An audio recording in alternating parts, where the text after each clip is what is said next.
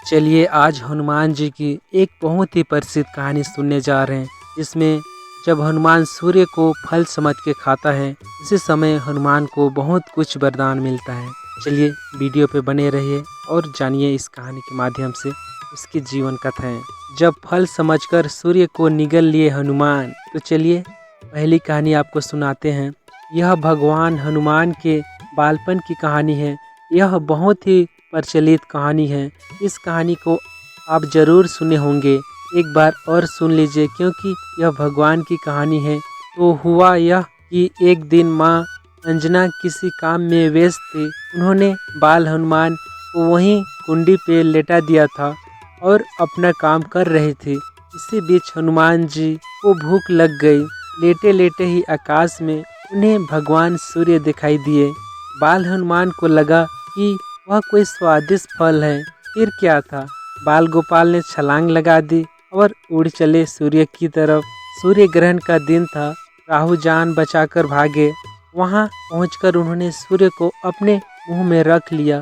कहते हैं कि उस दिन सूर्य ग्रहण था। राहु भी भगवान सूर्य को ग्रास बनाने के लिए उनकी तरफ जा रहा था। हनुमान जी समझा कि यह कोई काला फल है, तो वह उसकी तरफ भी छलांग लगाई, लेकिन राहु किसी भी तरह खुद को बचाकर भगवान इंद्र की शरण में पहुंचा। राहु ने जब यह जानकारी दी कि एक बंदर भगवान सूर्य को निगल लिया, तो इंद्र को आश्चर्य हुआ। वह अपने हाथी पर सवार होकर वहां पहुंचे। इस बीच हनुमान जी को लगा कि कोई सफेद फल उसकी तरफ आ रहा है।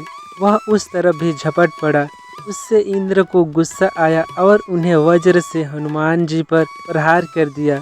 वज्र के प्रहार से हनुमान जी का मुंह खुल गया और सूर्य भी खुद को बचाते हुए जल्दी से बाहर निकले।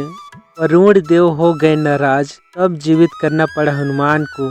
लेकिन भगवान हनुमान को वज्र आघात हुआ तो इनके पिता यानी वरुण देव नाराज हो गए। उन्होंने बहना बंद कर दिया।